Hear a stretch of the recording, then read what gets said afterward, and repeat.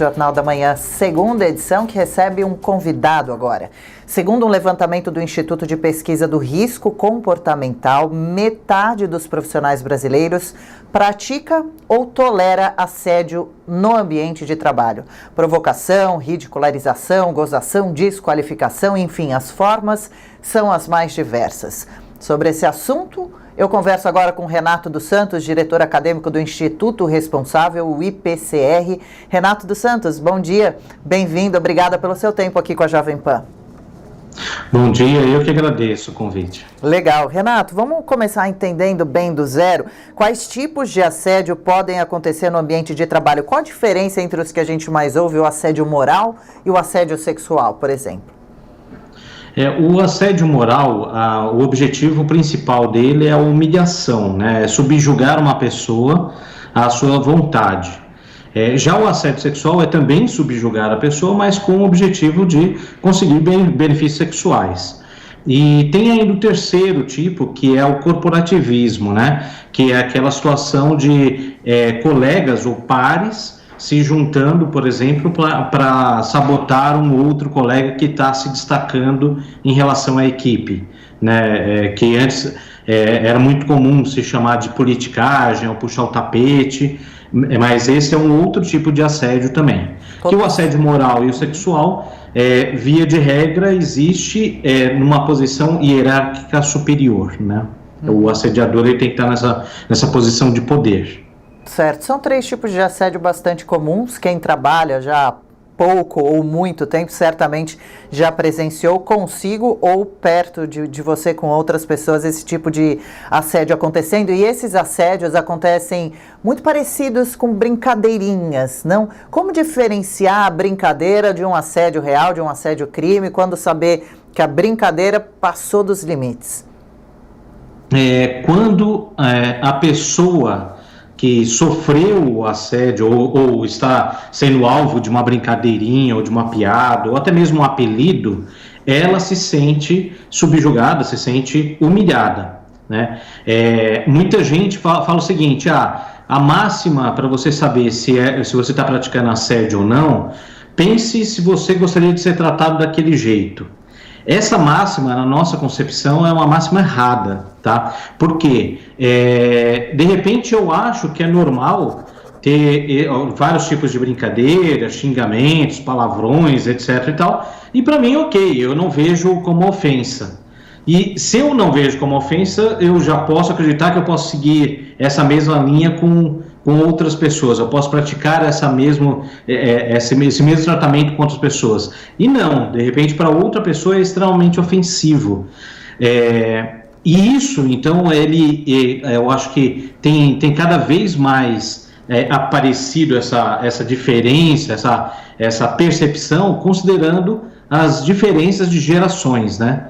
Então, eu digo o seguinte, por exemplo, a minha geração, que é a geração X, eu ouço continuamente várias pessoas da minha geração falando o seguinte, esse negócio de bullying isso aí é coisa nova, que na minha época não existia bullying, a gente não se preocupava com isso. Não, na verdade existia bullying sim.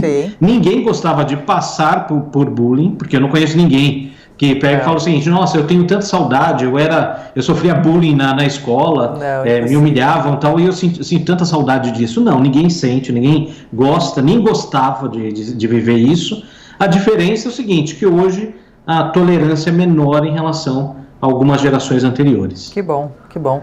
E esse bullying pode deixar marcas para o resto da vida, né? Pode deixar traumas muito grandes nas pessoas que chegam a procurar tratamento psicológico, psiquiátrico, ter terror de ir até o trabalho, sabendo que vai se encontrar com determinada pessoa, com determinada situação, ambiente, né? Agora, essa pesquisa, esses dados que a gente trouxe aqui para a nossa entrevista, um deles dá conta de que 41% das pessoas entrevistadas, pesquisadas, veem assédio acontecendo ao seu lado, mas se omitem. Por que será ainda essa a cultura do medo? É medo de ser mandado embora, ser despedido, perder o emprego de repente? Sim, eu acho que tem um dos pontos é exatamente o medo de se posicionar. Por outro lado, muitas vezes a pessoa ela fica numa posição, é mais fácil ficar na inação, né, ou seja, não tomar uma atitude, do que comprar uma briga, né? Então, muitas vezes a pessoa fala o seguinte, isso aqui não é comigo, então a pessoa que se vire, né? Isso é uma característica, eu diria, muito forte do brasileiro, até porque na nossa cultura a gente aprende desde pequeno que quem denuncia é o cagueta, né? O dedo X9, duro. dedo duro. Então, a gente aprende que é feio denunciar uma situação errada. Então, e isso, obviamente, ela vai transpondo essa cultura para dentro da organização, né, das empresas.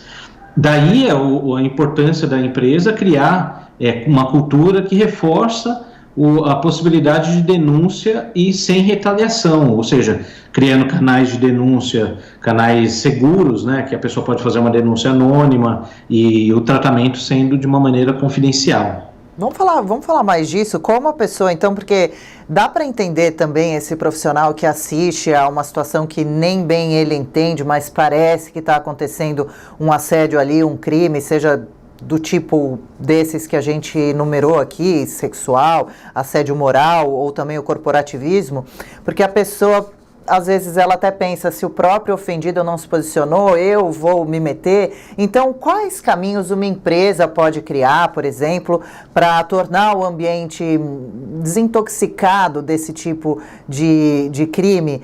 Como você falou mesmo agora há pouco sobre um canal de denúncia anônima, quem sabe? Quais outras ferramentas a empresa pode criar para deixar o funcionário se sentindo mais tranquilo e seguro com relação a isso no ambiente?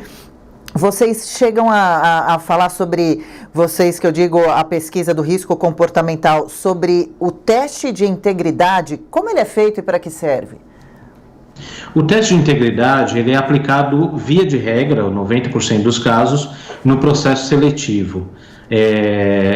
Bem na entrada ou mesmo numa promoção. Tá. E o que é o teste de integridade? Não é no sentido de classificar se a pessoa é íntegra ou não íntegra, mas é exatamente compreender como que a pessoa, qual o nível de resiliência que a pessoa tem diante desses dilemas, né? Não só desses dilemas que envolvem assédio, mas também corrupção, fraude de uma maneira geral, desvio e assim por diante. Ou seja, são dilemas éticos que a pessoa é exposta para responder o que ela faria naquela situação.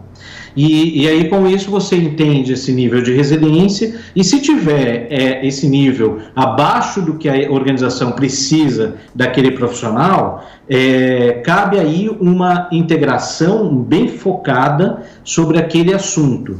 O que eu quero dizer é o seguinte, imagina o seguinte, que eu estou na minha empresa contratando um comprador. O comprador, ele vai, via de regra, a questão da negociação com fornecedores é um dos pontos principais das atividades dele. E se eu vejo, pelo teste de integridade, que ele tem uma baixa resiliência em relação a suborno, significa que, não é que eu não posso contratar ele, eu posso contratar ele, mas na hora da contratação eu tenho que reforçar para ele o quanto que ele precisa tratar corretamente a questão de suborno. Bom, e talvez ele esteja altíssima resiliência em outros temas, né? Por exemplo, assédio, ele não tolera, ele denunciaria tal, mas nesse ponto é um ponto crítico, e aí na hora da contratação você consegue treinar individualmente aquele profissional sobre o que a organização espera dele. Interessante. Bom, um ponto importante também é o treinamento, né? Treinamento de forma coletiva também.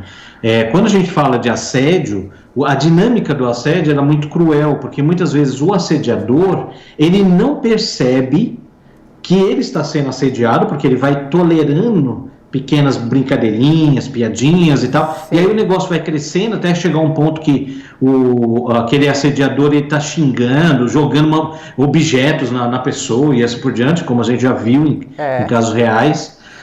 Mas isso, assim, é a historinha do sapo na água, né? Se você coloca o sapo na água quente, joga o sapo na água quente, ele pula, mas se você coloca na água fria e aí coloca essa água no fogo, e vai aumentando e vai se adaptando até o ponto de morrer, né? Então, é essa a lógica. A gente precisa mostrar que o assediado muitas vezes não percebe. Daí a importância de todo mundo combater o assédio dentro da organização. Muito importante mesmo. E lembrando que tem a justiça para quando o caso já estiver gravíssimo, não tiver mais como recorrer a diálogos, a conversas, a tentativas, aí a justiça também já está preparada para lidar com casos assim. Muito obrigada, a gente conversou com o diretor acadêmico do Instituto de Pesquisa do Risco Comportamental, Renato dos Santos. Boa terça-feira para você, valeu pelo bate-papo, parabéns pelo trabalho. Nós que agradecemos.